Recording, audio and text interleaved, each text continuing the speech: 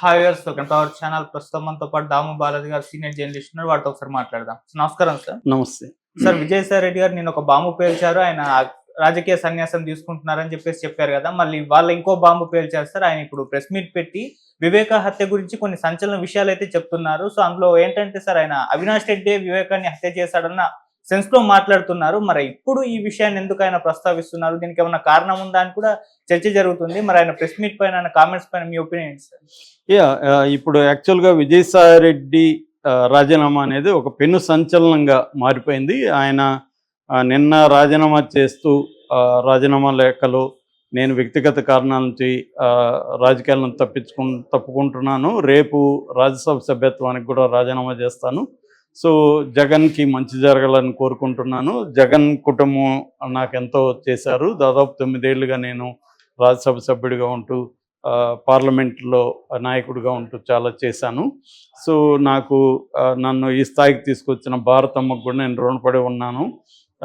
అట్లాగే నాకు తెలుగుదేశం మీద కానీ ఎటువంటి చంద్రబాబు కుటుంబం వీళ్ళతో ఎటువంటి వ్యక్తిగత విభేదాలు లేవు. అలాగే నాకు పవన్ కళ్యాణ్ కూడా చాలా ఎప్పటి నుంచో నాకు మంచి సన్నిహితుడు. ఇవన్నీ ఆయన చెప్పుకుంటూ వచ్చాడు.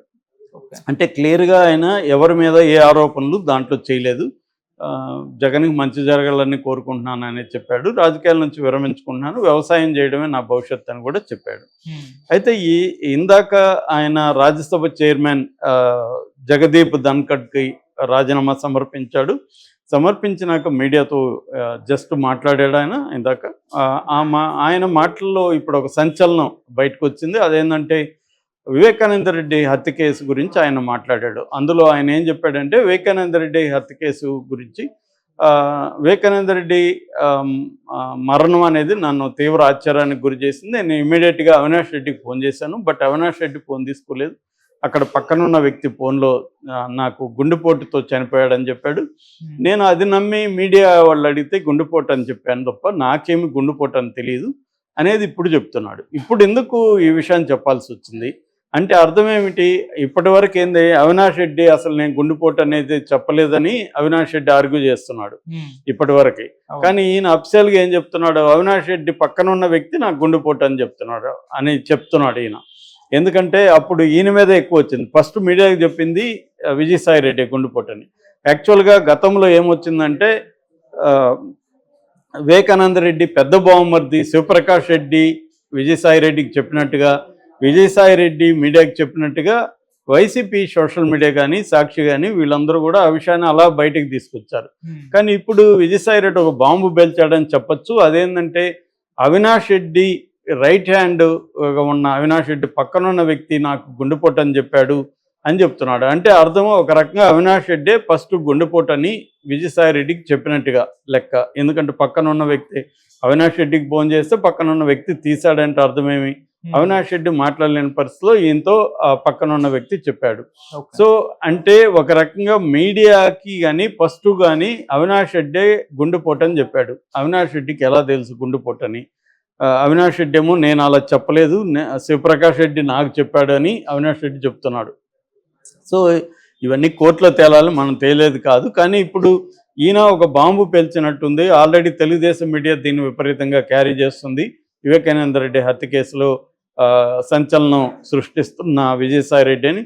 సో అట్లాగే ఆయన దీంతోపాటు విజయసాయి రెడ్డి విక్రాంతి రెడ్డి మీద కూడా, విక్రాంతి రెడ్డి ఎవరు, సుబ్బారెడ్డి కొడుకు, వైవి సుబ్బారెడ్డి కొడుకు. సో వైవి ఈ కాకినాడ సీపోర్టుకు సంబంధించి కేవీ రావు అనే వ్యక్తిని బెదిరించి 41% ఎంతో వీళ్ళ బంధువు అయిన, ఎవరు బంధువు, విజయసాయి రెడ్డి అల్లుడు వరుసయ్యే వ్యక్తికి శరత్చంద్రారెడ్డి అరవిందో దీనికి వాళ్ళకి అరవిందో ఫ్యాక్టరీ ఇది ఉంది, కంపెనీ ఉంది, దానికి రియల్టర్స్ పేరుతో అరవిందో వాళ్ళదే ఉంది. దానికి వాళ్ళు బలవంతంగా అమ్మించినట్టుగా, ట్రాన్స్ఫర్ చేయించినట్టుగా కేవీ రావు కంప్లైంట్ ఇచ్చాడు సిఐడికి. సిఐడి దాంట్లో ఇన్వాల్వ్ అయింది, దాంట్లో ఈడీ కూడా ఇన్వాల్వ్ అయింది. ఈయన ఇప్పుడు దాని గురించి కూడా మాట్లాడాడు ఢిల్లీలో. ఆయన ఏమంటున్నారంటే, నన్ను సిఐడి వరకు ఈ కేసులో అప్రోచ్ కాలేదు, ఈడీ వాళ్ళు మాత్రం అప్రోచ్ అయ్యారు. ఈడీ వాళ్ళు అప్రోచ్ అయితే నేను ఒకటే చెప్పాను, వెంకటేశ్వర స్వామి సాక్షిగా నేను కేవీ రావుని బెదిరించలేదు, కేవీ రావు ఎప్పుడైనా ఎక్కడైనా అనుకోకుండా కనబడితే హలో హలో అనుకోవడం తప్ప నాకు పరిచయం కూడా లేదు. నేను నా బిడ్డల మీద ప్రమాణం చేసి వెంకటేశ్వరుడి దగ్గర చెప్తాను, కేవీ రావుని కూడా చెప్పమానండి అని ఈడితో చెప్పానని చెప్తున్నాడు. అట్లాగే విక్రాంత్ రెడ్డి చిన్న పిల్లవాడు. విక్రాంత్ రెడ్డి ఏం విక్రాంత్ బాగున్నావా అని పలకరించడం, విక్రాంతి మీరు బాగున్నారా అనడం తప్ప నాకు అంతకంటే ఏమి విక్రాంత్ రెడ్డితో పరిచయాలు లేవు. రెండోది, నాకంటే కూడా విక్రాంత్ రెడ్డికే సర్కిల్ ఎక్కువ ఉంది కాబట్టి నేను కేవీ రావుని విక్రాంత్ రెడ్డికి పరిచయం చేయాల్సిన అవసరం లేదు అనేది చెప్తున్నాడు. అంటే ఇండైరెక్ట్గా విక్రాంత్ రెడ్డి కేవీ రావుని బెదిరించాడా అన్న సెన్స్తో ఈయన మాట్లాడుతున్నాడు అనేది కూడా ఇప్పుడు చాలామంది అనలైజ్ చేస్తున్నారు. అంటే ఈయన జగన్ మంచి కోరుకుంటున్నాను, భారతమ్మకి కృతజ్ఞతలు అని చెబుతూనే ఇప్పుడు అదే ఫ్యామిలీ మీద ఆరోపణలు చేస్తున్నట్టుగా మనకు కనబడుతుంది.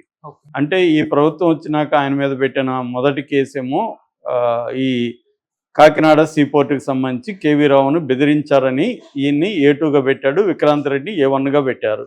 అంటే విక్రాంత్ రెడ్డిని కేవీ రావుకు పరిచయం చేసి విక్రాంత్ రెడ్డిని బెదిరించి ఆ వాటాల్ని శరత్ చంద్రారెడ్డి వాళ్ళకి, అరవిందో వాళ్ళకి రాయించినట్టుగా ఆరోపణలు. అది కేవీ రావే కంప్లైంట్ ఇచ్చాడు. ఈయనేమో వెంకటేశ్వర స్వామి ప్రమాణం అన్నీ కోర్టులో చెల్లవు కదా, నేను వెంకటేశ్వర స్వామి ప్రమాణం చేసి చెప్తానంటే కోర్టులో చెల్లుతుందా? కోర్టులో సాక్ష్యాధారాలు ఇంపార్టెంట్, కానీ ఈయన మరి అలా చెప్తున్నాడు.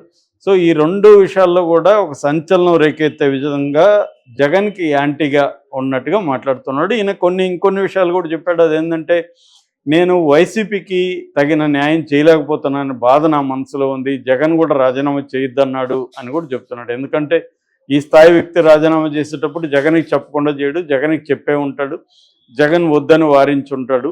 కానీ ఈయన డిసైడ్ అయిపోయాడు కాబట్టి జగన్కి ఇన్ఫామ్ చేశాడు కాబట్టి తప్ప జగన్ పర్మిషన్ అడగలేదు. ఎందుకంటే ఇలా డిసైడ్ అయిపోయాడు, డిసైడ్ అయినాక ఆయన తప్పుకున్నాడు. అయితే ఇక్కడ ఇందాక మనం వేరే వీడియోలు చర్చించినట్టుగా ఎందుకు రాజీనామా చేశాడు అనే దగ్గర ఇప్పుడు ఆయన మాటలు బట్టి కొద్దిగా మనకు బయటకు వచ్చేది ఏంటంటే, జగన్ పట్ల అసంతృప్తి ఈయన కనబడుతుంది. అట్లాగే అవినాష్ రెడ్డి పట్ల కూడా ఈయనకి అసంతృప్తి ఉందని అర్థమవుతుంది. లేకపోతే వివేకానంద రెడ్డి హత్య కేసు ఎప్పుడు 5 ఏళ్ల ముందు జరిగింది, 2019లో జరిగింది. దాన్ని ఇప్పుడు బయటికి తీయాల్సిన, ఈయనకి చెప్పాల్సిన అవసరం లేదు. ఒకవేళ ఒకవేళ అడిగినా కూడా ఈయన దాని గురించి ఇప్పుడు ఎందుకు అని చెప్పాలి. కానీ ఈయన అప్పుడు ఎవరు ఫోన్ చేశారు, గుండెపోటు అని ఎవరు చెప్పారు, అవన్నీ ఇప్పుడు చెప్పాల్సిన అవసరం ఏముంది మీడియాకి? అంటే జగన్ని, భారతిరెడ్డిని ఇరుకుని పెట్టి, ఎందుకంటే అవినాష్ రెడ్డి భారతిరెడ్డి తరపున బంధువు కాబట్టి అవినాష్ రెడ్డి గురించి నెగిటివ్గా చెప్తే అది భారతిరెడ్డి గురించి చెప్పినట్టే. అంటే ఈయన కూడా ఒక రెబల్గా మారుతున్నాడా, అప్రూవర్గా మారిపోతున్నాడా, దానివల్ల జగన్కి కన్విక్షన్ పడే అవకాశం ఉందా అన్న ఊహాగానాలు తెరలేపే అవకాశం అయితే కనిపిస్తుంది. అంటే క్లియర్గా ఇది జగన్కి పెద్ద బ్లో అనే చెప్పాలి. మామూలుగా ఆయన పార్టీకి ఆయన రిజైన్ చేస్తే జగన్కి పెద్ద ప్రమాదం ఉండకపోవచ్చు. ఎందుకంటే ఈయన రాజారెడ్డి కాలం నుంచి వైఎస్ ఫ్యామిలీకి చార్టెడ్ అకౌంటెంట్ గాను నమ్మిన బంటులాగా ఉన్నాడు. వాళ్ళ కంపెనీల వివరాలన్నీ కూడా ఈయనకి తెలుసు, లోటుపాట్లన్నీ తెలుసు, ఎవరెవరు పెట్టుబడులు పెట్టారు అవన్నీ కూడా తెలుసు. ఎందుకంటే జగన్ మీద ఉన్న ఆరోపణలు ఏంటి? వైఎస్ రాజశేఖర రెడ్డి కొంతమంది వ్యాపారస్తులకి అక్రమంగా అనేక హెల్ప్ చేశాడు, అనేక రకాల సహాయాలు చేశాడు. దానికి వాళ్ళు బెనిఫిట్ అయ్యారు. బెనిఫిట్కి వాళ్ళు ప్రతిఫలంగా జగన్ కంపెనీల్లో పెట్టుబడులు పెట్టారు. ఇది కదా కేసు, దీన్నే క్విడ్ ప్రోకో అన్నారు. ఈ కేసులో ఈయనకి అన్నీ తెలుసు, ఎందుకంటే ఈయన ఆడిటర్గా కూడా ఉన్నాడు కాబట్టి ఏ కంపెనీలు దీంట్లో పెట్టుబడులు పెట్టాయి. ఎప్పుడైనా ఒక కంపెనీలో పెట్టుబడులు పెట్టాలంటే ఆ కంపెనీ ఆల్రెడీ కొంత వర్త్ ఉండాలి, లేకపోతే కంపెనీలో పెట్టుబడులు పెట్టరు. వీళ్ళు కంపెనీలో పెట్టుబడులు ఎందుకు పెట్టారు, అంత వర్త్ ఏముంది దాంట్లో అంటే వీళ్ళకి లాభాలు జరిగాయి, లంచం బదులు ఇట్లా పెట్టుబడులు పెట్టారు. ఇప్పుడు ఎందుకంటే లంచాలు ఇచ్చే పద్ధతులు కూడా రకరకాలుగా ఉంటాయి. నేను ఇప్పుడు నీకు ఒక హెల్ప్ చేశాను, నువ్వు నాకు లంచం ఇవ్వకుండా నాకేదో కంపెనీ ఉంది, లేదా నా కూతురుకో కొడుకో భార్యకో కంపెనీ ఉంటే నువ్వు దాంట్లో లంచం బదులుగా పెట్టుబడులన్నీ పెట్టేస్తావు. దీని నుంచి నీకేం పెద్దగా ఒరగదు, ఎందుకంటే లాస్ చూపిస్తాను నేను కంపెనీలు, కానీ ఆ డబ్బులు నాకు వచ్చేసాయి, ఆ కంపెనీల పెట్టుబడుల రూపంలో నాకు వచ్చేసాయి. సో అది ఈయన మీద ఆరోపణ, జగన్ మీద. ఇప్పుడు A2 కానీ అప్రూవర్గా మారిపోతే, ఈయన వరుస చూస్తే అప్రూవర్గా మారేట్టుగానే కనిపిస్తుంది. ఎవరు? విజయసాయి రెడ్డి. ఎందుకంటే ఇంకొక ట్వీట్ కూడా చేశాడు, అది దేశంలో అక్రమ వలసల్లో అనేక మంది ఉన్నారు, వాళ్ళని మళ్ళీ వాళ్ళ దేశాలకు పంపించని కూడా ట్రీట్ చేశాడు. ఈయన రాజకీయాల నుంచి విరమించుకున్నాక ఈయనకి ఎందుకు అక్రమ వలసలు ఉంటే ఏంటి, లేకపోతే ఏంటి అంటే ఈయన క్లియర్గా దేశంలో ఉండే అక్రమ వలసలు ఇవన్నీ బీజేపీ వాయిస్లో మాట్లాడడం మొదలుపెట్టాడు. అంటే క్లియర్గా ఆయన బీజేపీ వైపు మరి పార్టీలో చేరతాడా లేదనేది కొంత తెలుస్తుంది, కానీ కొంతకాలంలో ఇప్పుడైతే ఈరోజు మనం కానీ ఆయన ఢిల్లీలో ప్రెస్ మీట్ని కానీ విశ్లేషిస్తే క్లియర్గా జగన్కి యాంటీగా, భారతిరెడ్డికి యాంటీగా వాయిస్ అనేది